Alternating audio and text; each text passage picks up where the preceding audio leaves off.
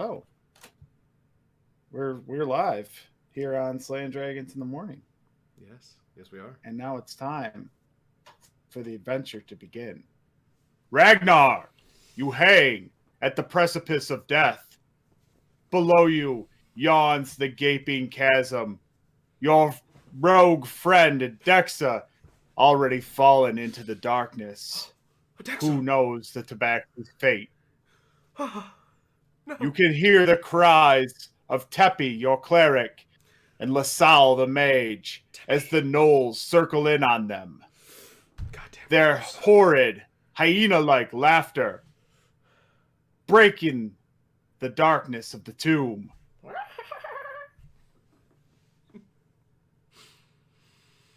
The loose stone ledge that you hang from is beginning to give way.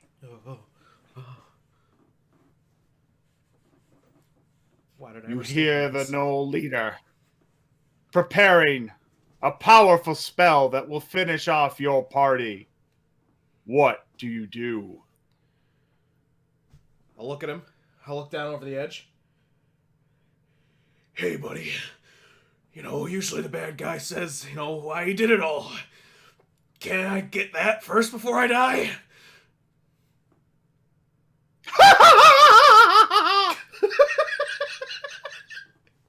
Fucking Christ. It scared the shit out of me.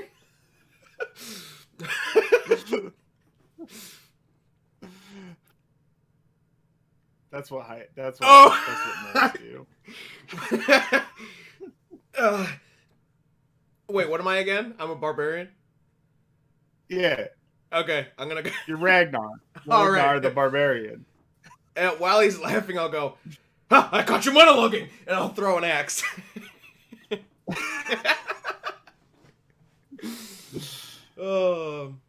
And so the battle begins.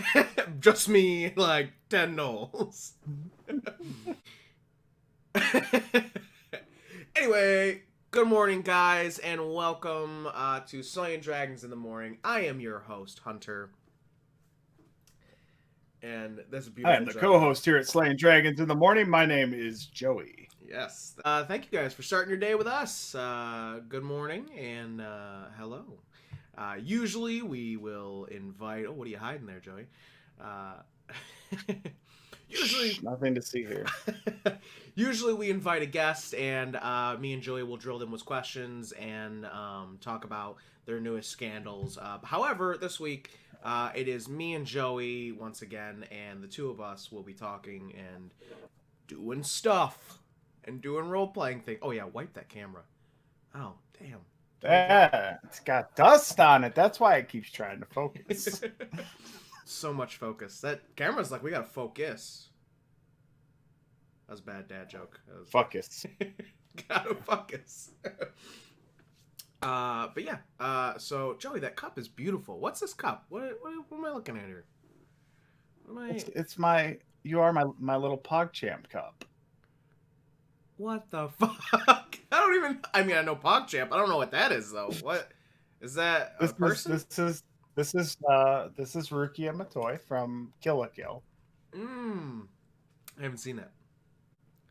I don't feel like I watch enough. You should watch. You should watch Kill la Kill. It's good shit. They made a video game. It's at the store. Do you know that? Yeah. It's weird. I thought it was only a video game. I didn't know it was an anime. That's definitely... I need to watch... Oh, no, Studio Trigger. I don't watch enough animes, I feel like. I feel like I watch animes, but I don't watch enough. I don't know. Anyway. Right. Good morning, guys. No, it's the anime where the skimpier their outfits get, the more powerful they are. Oh, that's the best, because then it's, yeah. Just show up, take all my clothes off. I'm the most powerful. They fight with big scissors. What? That's right. Really, their weapons is scissors? Yeah. Excuse me? That doesn't seem like a weapon. Oh, I got a cowlick going on back here. Crypto, I need you to put that down for me, all right? Do some work back there.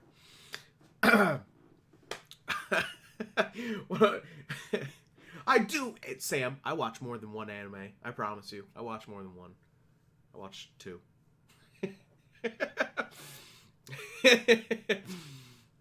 Bob's Burgers doesn't count. Oh, come on, why is Bob's Burgers not count? It's a cartoon. I mean, Bob's Burgers not an anime. But they have an episode where there is anime art. So I mean, does it count then? Oh my god. I mean, come on, you know.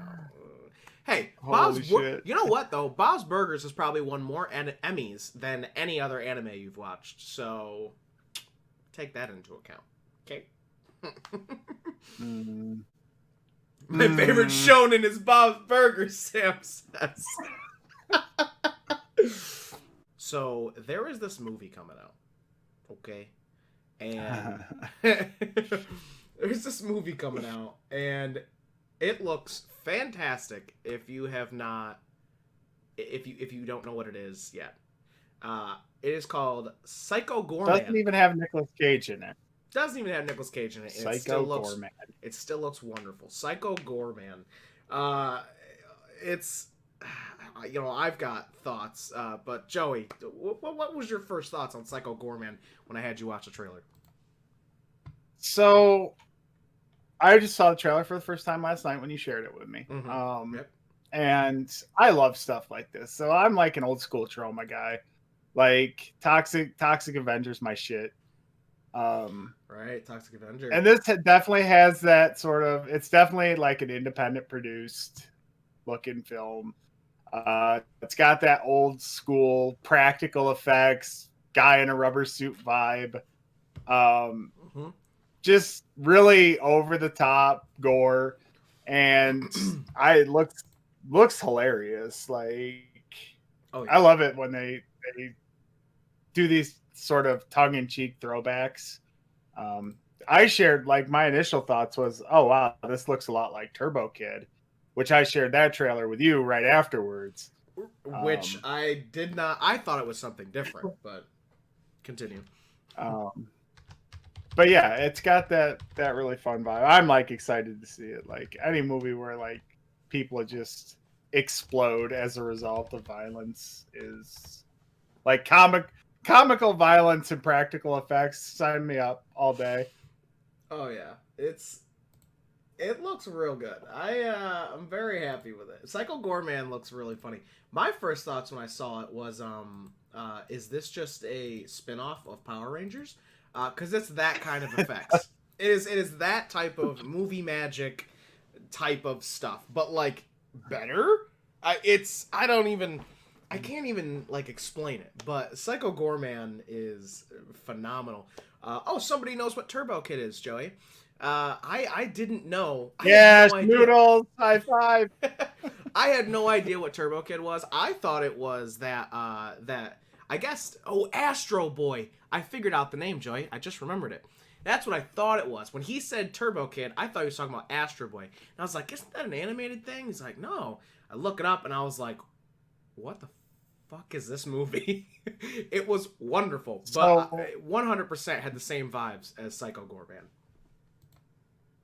Fun story. That's where Bree's companion's name came from. Who? Turbo Kid? Apple. Yeah. You're telling me that girl in the trailer's name is Apple? Yeah. My entire life is a lie. I thought it was because Bree would sit next to a tree all the time and an apple fell down. Well, there's also the pairing of like Bree and Apple, like as cheese and fruit. Psycho Gorman, that shit look good. If you have not watched the trailer, please go watch that trailer because it looked real good. And I don't know. I honestly, the other thing is too is the actors in it. I don't think I've seen like anywhere else. I don't think that movie. No, that's why it's got that low budget feel. We should probably link it in the description too. Yeah, I don't. Once it goes up on YouTube. Yeah, that makes sense. Like I don't. It's weird because usually with movies like that, you Sam, I know. I hear that song and I'm like, fuck you, Hunter. Yeah. Hello, Megan. Good morning. Good morning, Megan. Yes, I have ruined a song for everybody. You know what? Maybe we should make that next week's topic is how to get everybody in your group emotional. How to make everybody cry and ruin things for them. Yeah. Yeah. Last thing on Psycho Gorman I was saying is usually with like budgets or movies like that, you at least get one actor that like everybody knows, but like there's nobody in there Right. that like I know. They'll grab somebody from the 80s, like 80s pop culture. But like you'll get a Peter Weller in there or something. Yeah, but there's like no one in there. But the movie I feel like has gotten a lot of trailer traction. Like it's popping up more, and I think that's why. Like I don't know, it's so weird. Well, I think people there's a lot of demand. Like the recent string of Nicolas Cage movies lend itself to it, and I think there's a demand right now to get away from like the Hollywood system because everything's just become this watered down political message, meandering. Like nobody has like decent plots. Either that or they're all trying to like engineer a cinematic universe. Yeah. Oh my gosh, Psycho Gorman. And I think people are like they just want something that feels real, right? Like they don't want the same studio puke that they keep getting. So real. Crazy alien man comes from space and you can control him with a rock. No, speaking of things, you know, that have a range of things, or a pair of something that can reach the world and save many people.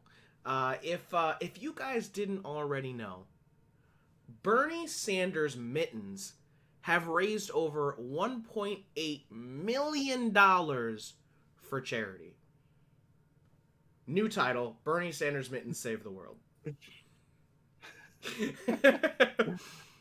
I mean, meme that meme life though. Dude, it's so weird because like I hadn't thought about it as much, I guess, until this whole Bernie Sanders thing. But meme culture is it's so crazy. It does so many different things. Like, I don't know why, but apparently it's like the only way we can communicate across world. Like, it's the only way that everybody in the world will understand each other. We can't just speak to them in their language. No, there is now a new language that the world has formed, and it's memes. Memes apparently save the world. I don't understand. Look at this Shibu Inu. Wow. Much charity, such mittens. Dude, it's so crazy. But it was really nice to hear that Bernie Sanders mittens have raised over $1.8 million. That's crazy. That's so cool. And just because everybody was like, look at Bernie Sanders sitting in that chair, which, by the way, got us so many good memes. Those mittens look comfy. Oh, for sure. Let me get a pair. 100%. Oh, yeah. Yeah, let's buy, 5, 10, 20. Screw it. They're like $200 a pair. Oh my god, I hope not. Jesus. Oh wait, I spent that much on my Etsy cans, so I guess I could spend it on. Yeah, I mean, I don't see why you wouldn't buy some mittens. You could use it as a can koozie. I should do can koozies if I can't find customized Etsy cans. I should do can koozies. That would yeah, that would be the other thing to do. I guess I have to buy myself a translator because Sergeant Schnoodle says to communicate with other people I have to know how to speak the languages, and she's like calling me out, Hunter. Schnoodles, that's what Google translates for. Thank you, Google Translate. See, I know how to speak languages. I speak good. Many time. I do good. I'm from Guam. Words. Okay. We are the epitome of all languages, okay? If you don't know a Guamanese, Guamekian, then you don't know anything. Our next topic, by the way, is stonks. If you don't know stonks, then you should get yourself some stonks.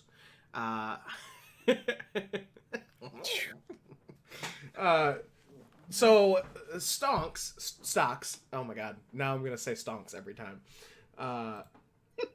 So, stocks, if you guys don't know, is a form of being able to like invest into businesses and things, and you earn money off of it if the company does well, and you lose a lot of money if the company does bad.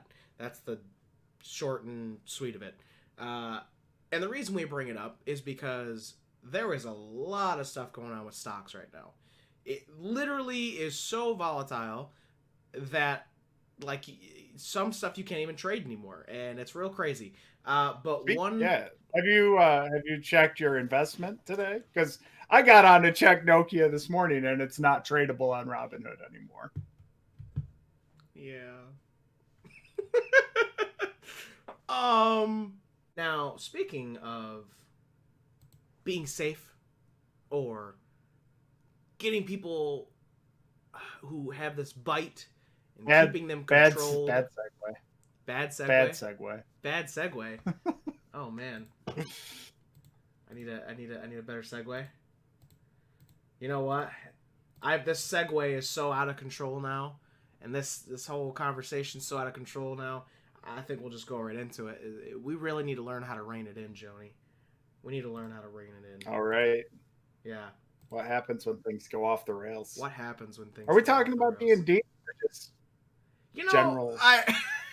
Now that we've gotten to this point, I don't know. I think we should keep it to D&D because that's the reason why people come to this show. Right, yeah. Slaying Dragons in the Morning is a Dungeons and Dragons show. Dragons. So Jargons. after all of our pop culture and world news topic, our D&D topic of today is, Joey, can you tell them, please? So, how to rein in your playgroup when things get out of control. Mm-hmm.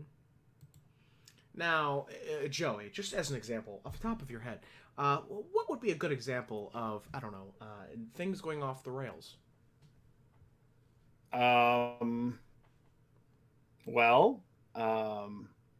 When your DM decides to do a fashion show for hats. Wait a minute. Now I'm trying to... Did that happen? Wait a minute. Oh! That happened in Cyberpunk. Cyberpunk? You did that to us. You're like, look at my hats. Wait a minute. No, wait. I was talking about Cyberpunk when Flacco was like, we need all these different knitted hats. What were you talking about? I was talking about the time you were like, I gotta go make some food, and then you came back and did a fashion show of hats. Okay, granted, I was extremely tired, and I was extremely tired, and I you know what? Honestly, that was me stalling for time because I didn't know what to do next. Sometimes need to go off the rails for certain reasons, and that's what we want to talk about today is the perfect balance of how to rein it in. Reining it in is a tough thing, and a lot of times you have to rein it in because of many different reasons, whether that be your playgroup is doing things that don't match up, or it's getting too crazy, everyone's yelling, or everyone's doing something different they want to do. There's so many different things and reasons to why you need to rein it in, or why the train is going off the rails. And we want to talk about ways to rein that in. Get all Santa-like and rein it in. The Christmas Chronicles. And ways to hopefully help you and others take control again. Because as a DM, and me and Joey both know, it's tough sometimes when you lose control and you have to get everyone back on topic or fix whatever has happened. It's very tough, and it's a tough thing to deal with. Joey, what's your experiences and what words of wisdom do you have before we get into examples? So first of all, it's not always a bad thing, right? Right. My God, Shy. It's not always a bad thing when your group goes off the rails. Usually it's because, you're all friends. Somebody makes like an inside joke or an offhand comment, and everybody gets talking on it and making their own jokes. And things start to spin out of control that way. Usually that's pretty easy to rein in, right? Like you just let it play out, and then eventually everyone will be like, all right, let's get back to the game. Right. You can have big issues that we've had back when we had many players at our table. When we first started the group off, we had like 9 people at a time. We would get either into everybody in their little pocket conversations, like somebody at the table is talking about magic, somebody at the table is talking about something else. Right. Somebody starts rule lawyering, and then it goes around the whole table. So that was an issue back in the early days. A lot of times it'll be like somebody will be like, they'll be looking at their phone. They'll be like, "Oh my God, did you see this?" And that'll spark a conversation that takes off away from the game. Sometimes going off the rails can be in game, like somebody doesn't necessarily know like a rule or an ability, and they'll do something that they regret, and that sparks like a whole debate, and you have to go back and adjust that. But there's a lot of things that can cause it. Yep. I think the big thing though is especially as a DM, you have to be ready to be like, all right, guys, let's get back on hand, or you just start gradually talking back into it to like, all right, if I get their attention, pull them back into the story, then we'll be good. That's a big thing. So yeah, finding ways to balance that correctly it's tough, and it's a stressful, and people wonder why DMs are so stressed all the time. But things like that, it's very stressful. And you're not wrong. To an example of what you brought up before, how our group was big groups are a lot of fun. It's really cool to play with all of your friends and have a bunch of people in the story, but the reining it in becomes much, much harder the more people that are involved. Keeping smaller groups. Don't expect your table to be Critical Role. If you've got like 7 players, they're not going to sit there quietly and listen to you storytell like you're Matt Mercer. Yeah, they're all going to be in their own little pods doing their own little thing until you say, "Hey, it's your what do you think?" And then they'll get engaged, and they'll be like, "What's going on?" So it's tougher. It's definitely tougher, and the idea of having all your friends and stuff is really cool. But yeah, it's like Joey said, not everybody will listen when there's that many people. So one way to counteract those potential things is having smaller play groups. Some people might already know that one. That might be an obvious one to some people. But having smaller play groups will help a lot with keeping people engaged and keeping them on track, keeping them reined in. But, however, the smaller groups don't always completely solve everything, as we have come across as well. Things like... Well, actually, there's another big thing to bring up is communication, which is something we seem to bring up on every episode since Carter brought it up. Is communication is extremely important in your group and to everyone in it. You want to talk to everybody. Try not to... Don't let anything fester. If you can tell that something seems like it's, upsetting someone, you should talk to them. Or someone should bring it up. Or, if you have to take, a while out of your sessions to talk about it, it's important, because that 30 minutes, hour, 2 hour, whatever it is, will make a difference later on. Because the more you let it fester, the faster the campaign's just going to die. Whereas as everybody talks and gets things off their chests and learns and communicates with each other, your games will last longer. Yeah, you had one session that had talking, but it fixed every other session after that. Like, it's important to have conversations with everybody. It's important to communicate. We should be D&D therapists. Yeah. I think another thing that can help if you're noticing it is like, and this is harder to enforce, like, and it shouldn't be, but if you've got people that are on their phones or they're doing whatever, they're looking at magic cards or they're they've got their novel at the table that they've been reading or whatever. Mm-hmm. You know, as other players or as a DM, you should feel okay to ask those people to like, hey, can you set this aside while we play so that you're engaged, so you know what's going on, you know when your turn's up, Mm-hmm. and Which is, you know, it shouldn't be tough to ask, right? It should be really easy to be like, hey man, do you mind putting that down so we can play? But then also, as a DM, when you go to actually ask, it almost seems like you are becoming like a teacher in school, telling them to put their phone away. And then I get really discouraged about wanting to ask them to stop. You know what I mean? Because then you feel like, then it feels like we have created this like job where like the DM's the boss and you guys have to play. But like then again, that's my mind overthinking things a million times over, turning the little piece of cheese that fell on the floor into World War Five, like it, just jumping to conclusions super fast. So yeah, you know, I think. speaking of World War Uh... no, don't, nothing. It's 2021. It's 2021. There's no bad things happening. Oh my god. We and this is new because of Roll20. Like this is an Mm. issue that's come up because of playing online. Mm-hmm. One of our play group members, his audio basically captures everything in his apartment. Now I get why you said World War Five.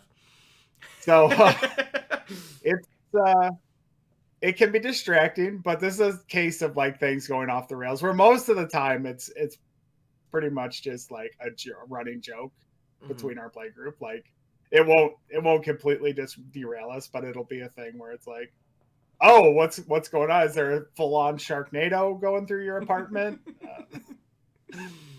Mm-hmm. He's like, no, I'm just eating peanuts. Yep.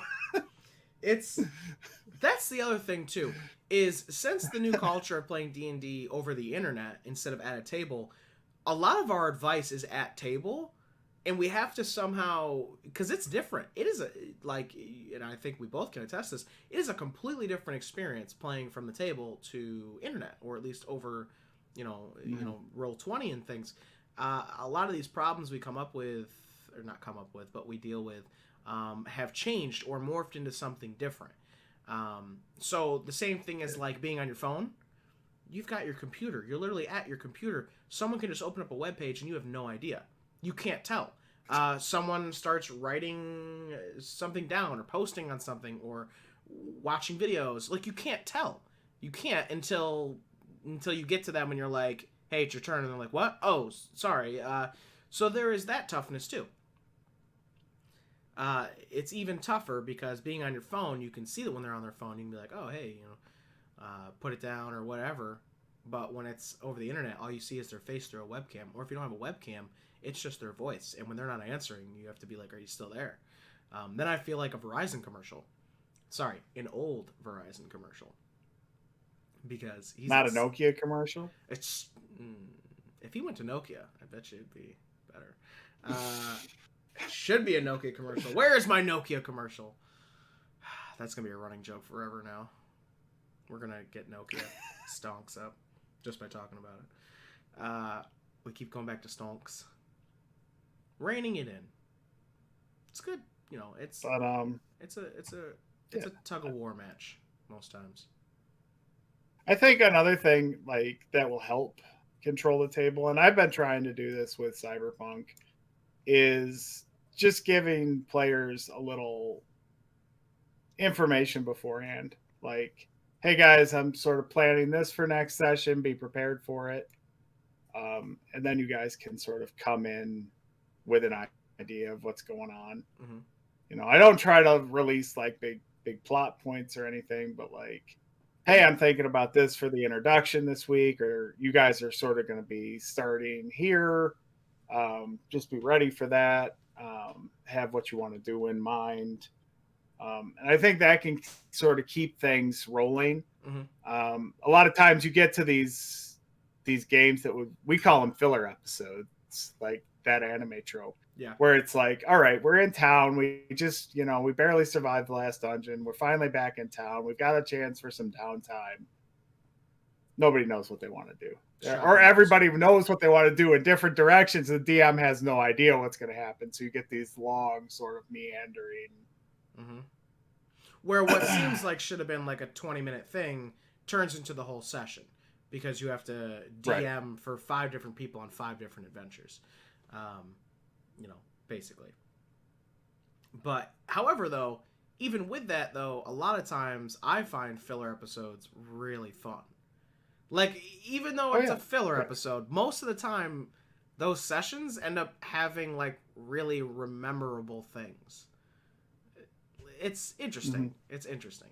Well, I think part of it, too, is, like, when you're not engaged with the DM, too, you're more likely to either crack, like, a joke or something to be like, I'm still here, comment on the situation, just to assert yourself back into the situation, or converse with other players. Yes, you're not wrong. I'm trying to think of a metaphor or something to compare it to, but you're not wrong. When you're not engaged with the DM, you do find yourself wandering. You get yourself off track sometimes. I don't know what it was called. Why you gotta do that to me? I love Mass Effect. Don't get me talking about Mass Effect, Sam. Yes, when you're not engaged with the DM, you find yourself, meandering off or, cracking a joke and then, it gets off the rails. Which, here's the thing, though. We also don't want to say that cracking jokes and all this stuff isn't okay. Because it is. Joey said... you're hanging out with your friends. You're having fun. Yeah, like Joey said, it's a balancing act. It's you got to know when to let it go off the rails, because going off the rails is fun sometimes, but then being able to get back on them. This isn't how to stop from going off the rails. It's how to bring yourself back onto the rails, right? Like, we don't want to completely stop that stuff, because a lot of times some of the best moments come from going off the rails, or literally that's how you get your meme from the games. Mm-hmm. Like, oh, this goes down as one of the best moments because we all had a laugh about it. Mm-hmm. Right, we related it to something in real life. And going off the rails too isn't just specifically like your players not paying attention, or a joke or something taking over the session, not being D&D. It can literally be in-game D&D stuff, like, for the better or for the good. Like, it can be bad, like they're doing something horrible and they accidentally kill somebody they shouldn't have. Or it goes off the rails because the plan they had goes horribly wrong and they come up with crazy stuff. Again, going off the rails isn't necessarily a bad thing, but we're talking about how to bring yourself back on the rails when things go bad. There is a point. And like the players, like, I didn't mean for that to happen the way it happened. I thought it would happen this way. And then it's your point as a DM to be like, can we walk this back? Does it make sense if we walk it back? Mm-hmm. Or is the repercussion going to be as bad as they think it's going to be? Mm-hmm. And maybe we just let it roll. Yep. And you have to be able to judge, like, when it's okay, we'll step back and reevaluate this, or don't worry about it. It'll be fine. Mm-hmm. Let's just keep going. Yep. Yeah. I think, again, a balancing act, a balance of power going back and forth. It's important to figure out what it is on each of those ends of things to have to do. I literally had something I was going to say, and now I can't even remember what I was going to say. I got you off the rails. You did. You got me. Oh, there we go. Off the rails. Thank you for saying that. That's the fucking segment. And I couldn't remember the words off the rails. Wow. That's how off the rails I am. Again, so professional. Again, that's the point. Is the train can go off the rails and they can go to a certain point, but there is a point where it reaches too far and it has to come back. And that's, it's important to figure out where that is, how to get it back there. Or actually, there is another thing we are forgetting, is the train goes off the rails. Sometimes it's almost good to, instead of it goes off the trails and getting it back on the rails, is literally creating new ones off of the train going off the rails at that point. Sometimes that can create the best story arcs. Sometimes you can create really good stuff because the session went off the rails. You go, oh my god, this actually just created something new. Let's keep going with this. So now, where it seemed like it's off the rails, it literally just took a turn, and now you get to keep going on it. Sometimes it's for the better. Again, there is a balancing act of how to rein it in. How to whoosh, rein it in. You gotta rein it in. You know, Eldritch Blast. Yeah, Kurt God, Russ. I miss Cowboy. I miss Cowboy Ford so much. Cowboy Ford. Eldritch Blast. Man, we talked to... How many other D&D shows do you think talk about Critical Role as much as we do? I mean, Critical Role's a big reason we got back into playing. So... Mm-hmm. You're not wrong. They deserve a lot more credit. They, not just in general because they're a show, but they themselves are really awesome people. They're great people. Good dudes over there at the Critical Role. Wonderland. Have you seen that? Never mind. It's off topic. We're not going to talk about that. You're off the rails! Gotta rein it in. Gotta rein it in. We're off the rails. Well, speaking about reining it in and D&D and all these different things, and getting back on the rails instead of our topic I just wanted to talk about, Joey, there's a thing we do every week, and I can't remember for the life of me what it's called. What is it we do on every episode every week? What is that thing? As I reach for something? Go off the rails? I mean, yeah, we do that too, but there's another thing we do. Oh, I can't reach mine. Reach what? Reach what, Joey? What are you reaching? There's a thing we do that everybody joins in for. Oh, hey, you're showing it. The Monster Manual! Not to be confused with the Monster Mash. Did we pick a monster of the week, or did we just start playing Baldur's Gate? No. Speaking of Baldur's Gate, no, we picked a monster. Remember, we picked it last night. Yeah. I know. I was doing a funny. Oh, okay. Yeah, Baldur's Gate, and Baldur's Gate was a little bit of an inspiration towards this as well. Now, usually our monsters have something to do with what our role-playing topic was, but we couldn't really think of any monster that had something to do with reining it in, other than, like, literally monsters with horses, but that's it.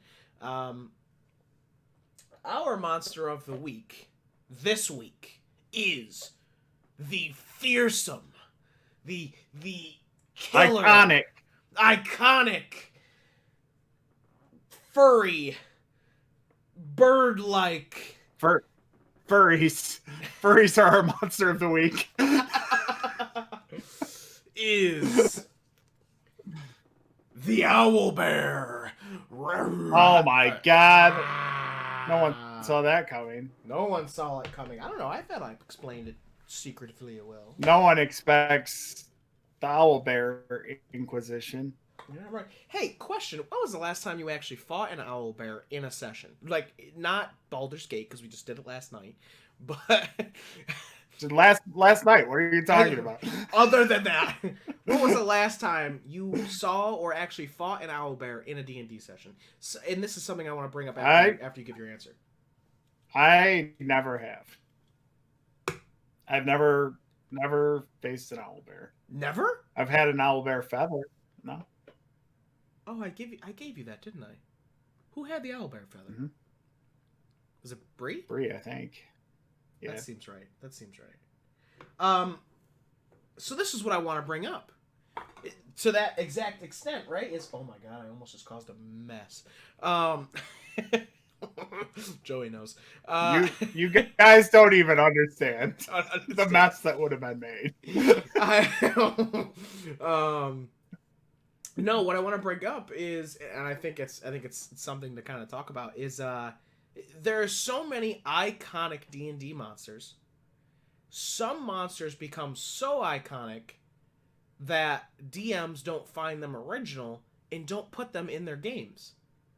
And I know I have become a victim of that sometimes. is there's monsters I won't put in because I think they're too known. And it's not that, and sometimes it's because, one, they're either too popular and you think it's not original, or two, everybody knows it in metagames about it, even though you tell them not to. It's tough, and Owlbear is one of them.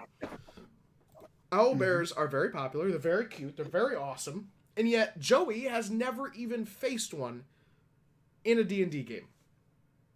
Which made last night even more crazier when we saw that owlbear that was like how fucking big they are. Oh my god. It was a real eye-opener to how big an owlbear is. Like, oh my god. They are much I don't bigger. think people know how big bears are in general. Just until bears you see in one general. up close. Yes, exactly. And then an owlbear is like 3 times that size. Yeah, they're like grizzly bear size, so I was very concerned for us last night when we came across that owlbear. Very concerned. But yeah, owlbears, guys. That is our monster of the week. And obviously we will read from the book as usual. And Joey, how about you start us off? What does the monster manual say? What does the monster manual say about owlbears? And we're doing a voice. An owlbear's screech echoes through dark valleys and benighted forests, piercing the night quiet to announce the death of its prey. Feathers cover the thick, shaggy coat of its bear-like body, and the limpid pupils of its great, round eyes stare furiously from its owlish head. The owlbear's reputation for ferocity, aggression, stubbornness, and sheer ill temper makes it one of the most feared predators of the wild. There is little, if anything, that a hungry owlbear fears. Even monsters that outmatch an owlbear in size and strength avoid tangling with it, for this creature cares nothing about its foe's superior strength, as it attacks without provocation.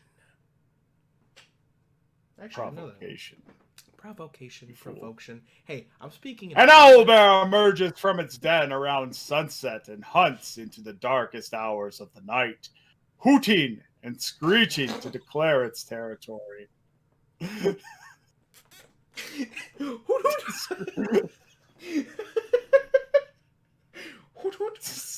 To screech for a mate or to flush prey into its hunting grounds. These are typically, you're getting me off the rails. These are typically forests familiar to the owlbear and dense enough to limit its quarry escape routes. An owlbear makes its den in a cave or ruin littered with bones of its prey. It drags partially devoured kills back to its den, storing portions of the carcass among the surrounding rocks, bushes, and trees. The scent of blood and rotting flesh hangs heavy near an owlbear's lair, attracting scavengers and thus luring more prey. Owlbears hunt alone or in mated pairs. If quarry is plentiful, the family of owlbears might remain together for longer than it's required to rear offspring.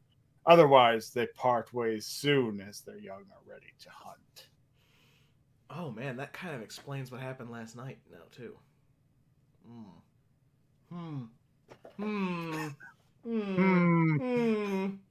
Although they are more intelligent than most animals, owlbears are difficult to tame.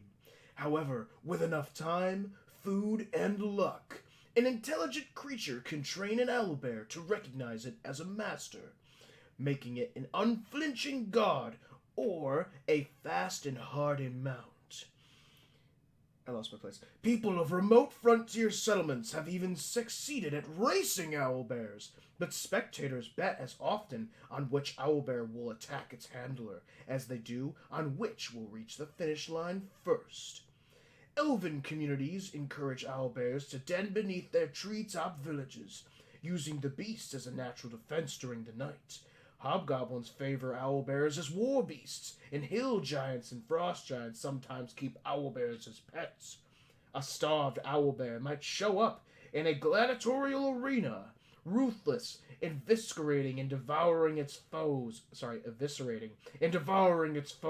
before a bloodthirsty audience. words.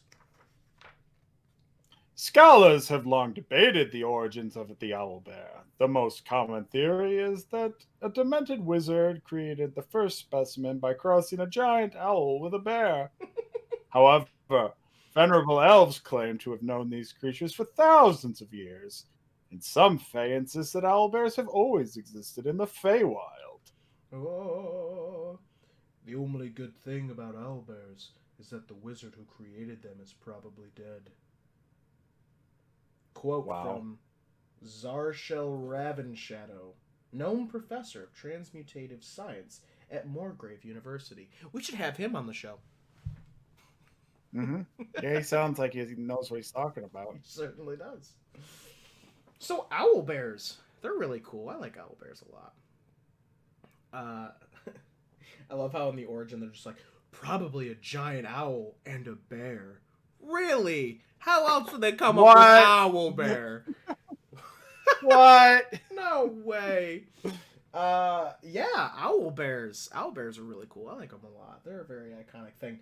But we already talked about how big they are. Man, they're huge. The thing we commented on a minute ago about what happened last night. So Joey and I are doing a Baldur's Gate 3 playthrough, and we came across an owlbear last night, and that's where we found out that owlbears are ridiculously huge. Oh my god. I didn't realize how actually, like, even the miniature that I have for an owlbear does not do the owlbear justice, because this owlbear was huge. Oh my lord. But it also had a baby. Well, when we went in, we attacked the owlbear, and we took care of him very fast. And then it gave us a dialogue option as the tiny kid owlbear went up to its mother, and it was like sad. And it asked if we wanted to kill it and put it out of its misery or let it live. Joey said that we should let it live. So we let it live. And then the most visceral thing I've ever seen happened. I can't. I can't. I can't. So this baby owlbear is like, oh shit, my mom is dead. Well, I guess it's lunchtime. The baby owlbear ate his mom. We were gonna kill it, and we decided to let it live because we just killed its mom. We didn't realize what we did, and then it ate its mom. So it's fine. It's gonna be fine. Oh yeah, that owlbear it's ready fine. to. It's ready to hunt. Oh, it's ready to hunt. It's ready to. We were worried. Here's the funny thing. We were worried that if we let it live, it would come find us one day. No. I ain't worried about that now. Nope. No. It ate its mom. It ate its dead mom. It watched us kill it. It watched us kill its mother. Then ate its mother. You know what? That owlbear must have been Stewie. and the big owlbear must have been Lois. That's the only explanation I can think of. Damn, nature, you scary. Nature, you scary. Oh, you're not wrong. Owlbears, man. By the way, owlbears are only a challenge rating 3, which might also be the reason why people don't see it too much in their sessions, because challenge rating 3 isn't extremely tough.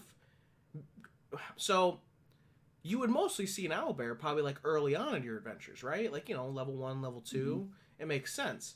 But a lot of times people don't start their D&D campaigns at level 1. Sometimes they start them at level 3.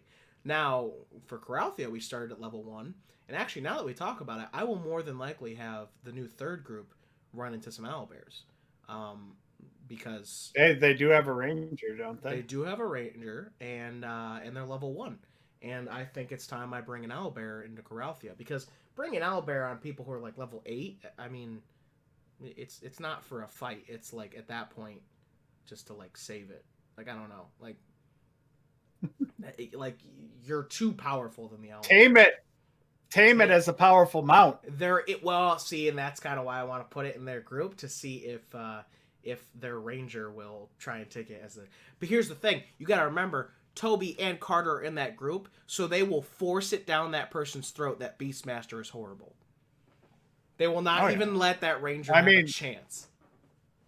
Beastmaster is horrible. I like Beastmaster. I like it. Fuck you guys. I like Beastmaster. I think it's great. I think it has more role-playing opportunity than any other subclass. Well, no, that's wrong, because Warlock. But anyway, we digress.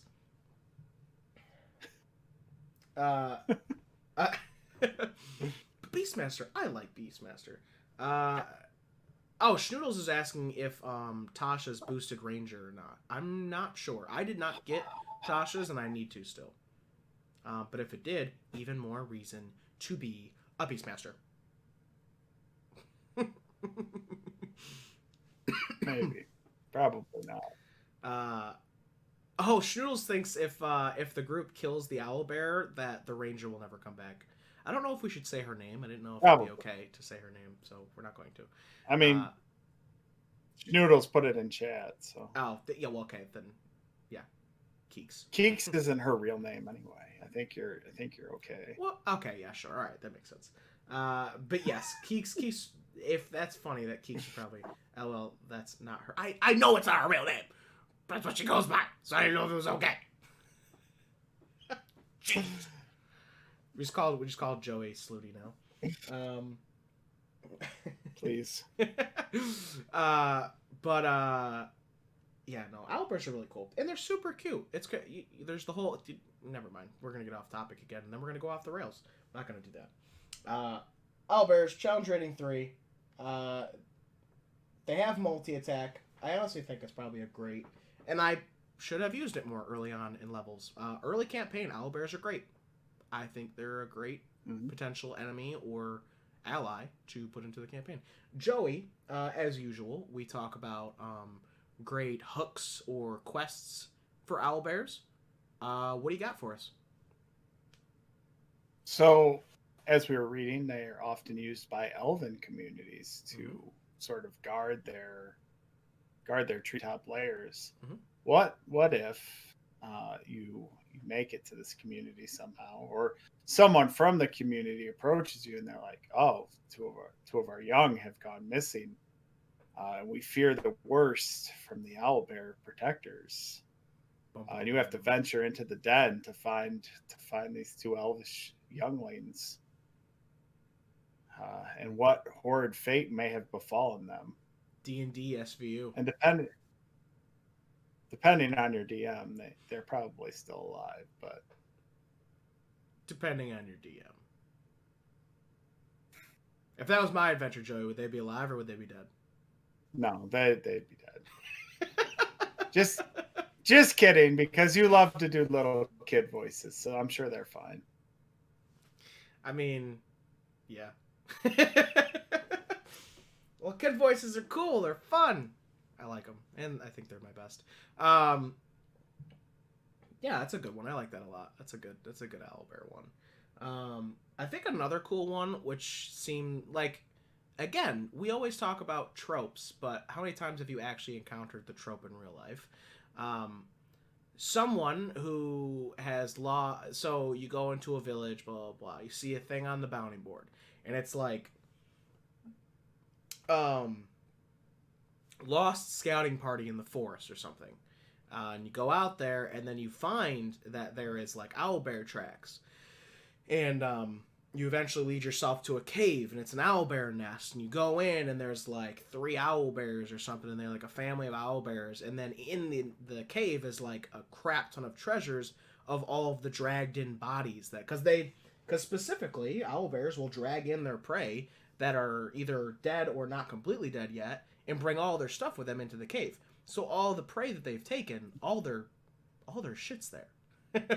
So like, that's a pretty good. I like that. That's a pretty good quest. That's a great way to, one, introduce your characters to owlbears and have them fight a somewhat strong enemy early level, but then also have a nice little treasure dump. I think. Mm-hmm. It's not bad. Nice little treasure dump. Speaking of that, we have to go back to that Good cave and place try and to pick unlock up. that chest. We do have to do that. Do Pick have up to. your first couple magic items Exactly. as a party. Yeah, I think that's actually honestly probably a great and seamless way to give your party some magic items without them having to like buy anything, or they just find it on some corpse. And don't make it super easy. Don't just be like, oh hey, there's some stuff laying over there, you should go check it out. Like, they have to search. They gotta look for it. But yeah, I mean, Pick through the foul remains exactly left by the owl bears. they gotta earn it. But it's a great way to, like, I don't know, give one of your characters a +1 weapon. I think that's not a bad thing, or a +1 armor. Something simple, something common. But yeah, I think that's a great little adventure for owlbears. Thank you guys for joining us. Because we always end around 12, because technically it's not the morning anymore. Thank you for joining us for Slaying Dragons in the Morning. And as always, if you have missed an episode, please go to our YouTube channel. You can subscribe to see whenever new stuff goes up. But you can watch last week's episode if you missed it, or the week before that, or even the week before that, or even the week before that, because we've done this 5 times. Bringing it back. Like all 5 videos. It'll only take you a second because there's only 5 of them. There's only 5. Sub, hit the bell, because that's going to help us grow. All the things. But yes, if you missed an You episode, can also favorite us here on Twitch. Good, nice, Joey. Hit the heart. What else, Joey? What else? There's more stuff. You can all become my little pog champs if you like it and sub. Dude, we should do a thing where people recommend what they have to pick, what mug you use. Like, you should put, like, before every episode, you should do a poll. Now, don't post all your mugs. Get like, oh no, I'll post a poll of upcoming potential mugs and let them pick the mug that you do for the week. That'd be good. That's a good one. Join our Discord so you can do that. Boom! Join the Discord. We have a Discord community, guys. The link is on our YouTube. It's on our Twitch. It's right now us saying it. I should probably get it so the link posts into the chat too. But anyway, I'll fix that later. But yeah, guys, join the Discord community chat, please. You can literally talk to us anytime on Discord, because we most of the time will answer. But you can also talk to other people who are like-minded, just like you, who like slaying dragons and watching owlbear cubs eat their moms. Many like-minded people like that. Other DMs, players, all types of stuff. But please join our Discord community. It's a nice place. There's a lot of cool memes in there. Because that's the only way people communicate around the world now. A couple of other things we want to talk about too. Me and Joey, because we have been talking about Baldur's Gate 3 like this entire episode, we finally got a way for us to play a video game together, and we really like Baldur's Gate 3, and we really want to do a playthrough for Baldur's Gate 3 for this channel, because it just makes sense. It's D&D. We'd be slaying dragons, maybe? But we wouldn't play in the morning. We'd probably play in the afternoon. So it'd be slaying dragons in the afternoon. Or slaying owlbears. Sit 'em extra. Sit 'em extra. Oh, sit 'em extra. That's actually another thing. We're talking about doing. Me and Joey are coming up with a lot of different ideas for some things. We talked about how I opened up a bunch of film stuff last night. We are currently trying to work on a lot of different projects, so keep your eyes open for that. We're looking at some filmmaking things, short films, sketches, all types of stuff, and things like Situm Extra. By the way, Situm is we're not saying some unboxings. Some unboxings to do. We're not saying sit them, it's Situm, which is Slaying Dragons in the Morning. It's the acronym. Joey opened my mind to that the other day, and I didn't even think about it. Situm Extra, where we take, where it's not live, but we do interviews with people that are much shorter. Quick questions, things like that. And potentially other stuff, too. Like Baldur's Gate 3. Because, Baldur's Gate. Joey, what is your feel-good message of the week? I mean, hopefully you bought GameStop stock. Yeah. When it was $4 a share. We can always tell it's near the end of the episode when your dogs start waking up. Yep. They're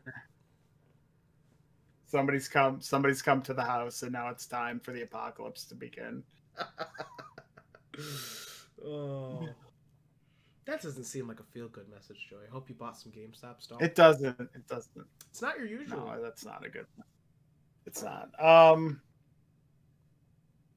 mean, just be cool. We talked about this yesterday when it happened. Mm-hmm. What kind of world is it that we live in where somebody has good fortune, comes to you, and they're like, thank you for what you've done for me. I want to buy you a gift. Mm-hmm. They buy you the gift and they hand it to you, and they're like, thank you again, and they leave. And you look at each other and you're like, I don't know if I should accept this gift. What does that say about us, about society, about life in general? When something nice and real and things happen, and yet you still can't believe it, and you can't accept it. You can't accept good. What does that say? What does that say? I think more people. So Go ahead. The feel good message, I think, is don't look a gift horse in the mouth. I've been saying that a lot lately. Don't look a gift horse in the mouth. Don't look a gift owlbear in the mouth. That's what we should say on this show. If that's your mount, yeah. Don't look a gift owlbear in the mouth. Look a gift owlbear in the mouth. That's a good one. But they have beaks though, so it's still a mouth. I think that's a good place to end. I think that's it, guys. Thank you so much for joining us this morning, and as you do every week on Thursday morning, remember to go to YouTube and things. But thank you guys for joining us for Slaying Dragons this morning. I was your host, Hunter Taylor. Joey Schichtel. And thank you guys so much. And as always, remember, have an adventurous day, and don't stop slaying those dragons. Bye, everybody. Peace.